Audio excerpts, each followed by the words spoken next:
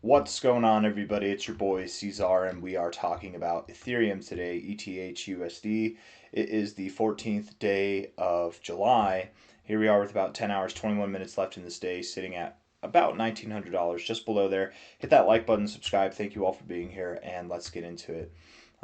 We are on the same path that we've been. The expectation has been that we would move up around, if not above, $2,000, maybe $2,200, something in that range there.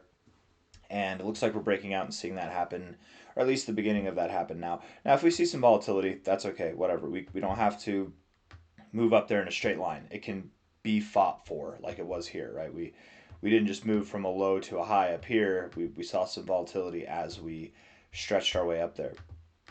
Even in the final days before getting to this high, it was, fought for a little bit. There's a little bit of volatility before you got there.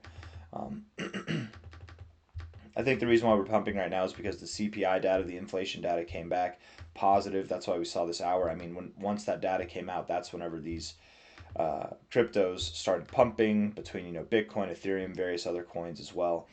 And sometimes on news like that, not only do you get a pump like this, but you also get a little bit of a pullback. So wouldn't be surprised if we saw some volatility, maybe pull back, find support at prior resistance, and then continue to rally. So we're at $1,874 right now. If we were to pull back to $1,824, that shouldn't hurt your feelings, right? That's okay. It's a higher low. It's support at prior resistance back here shouldn't be a problem.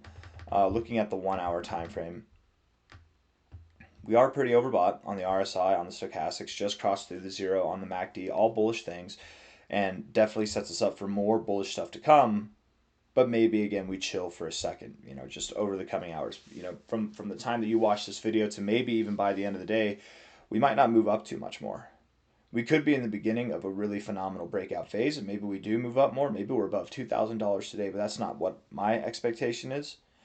Overall, I do suspect that we're going to get above $2,000, very, very soon. Probably by the end of this month, but today, tomorrow, I mean, maybe tomorrow, but not today. 4 hour time frame, just getting overbought. The last time we got overbought, we were kind of stagnant and moving sideways. This time feels a bit different. We've got some volume to back it up. I think this will merit more growth. Whenever like kind of like back here when we got overbought, you did move sideways for about a day, right? This is the 4 hour time frame. So for about a day you moved sideways, but then you started to move up. You went from here 1,700 all the way up to a high of about 1,800. So you moved up another $100. And I mean, $100 from here, that's basically $2,000.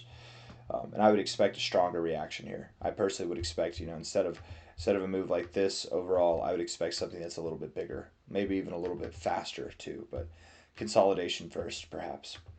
Stochastics are getting overbought, which is nice. The MACD is scooping the zero here. You're coming down, scooping the zero like this, coming down, scooping it like that, looking like you want to move up higher. Phenomenal, great, good job. Why is it? Okay, there we go. Daily time frame. RSI looks very bullish.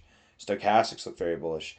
The MACD looks very bullish. Why do they all look bullish? Well, the MACD is about to cross through the zero with these oscillators. You're building bullish momentum here. Good. You're not finding resistance here. You're building momentum through it. That's good. That's awesome.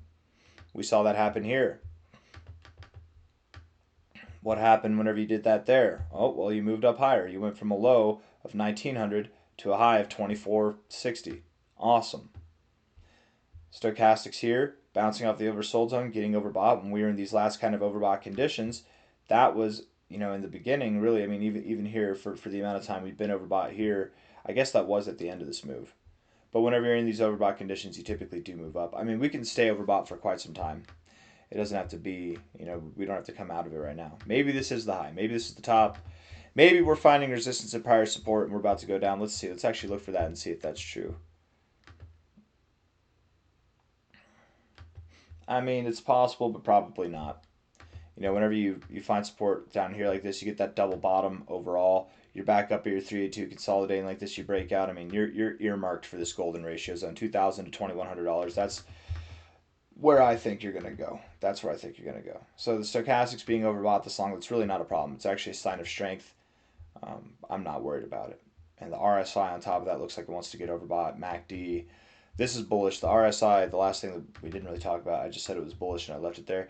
The reason why it's bullish is because you're about to get overbought. You're about to get in that overbought zone. Typically, when you get in the overbought zone on your RSI, you're doing your best work. But be aware, my friends, we are in a bear market. The last time we saw Ethereum get overbought, we had a day that pumped 8%. That was awesome. It was also a relative high. The time before that we saw Ethereum get overbought, it pumped 7.5%, and then a little bit higher the next day. That was awesome. That was also a relative high.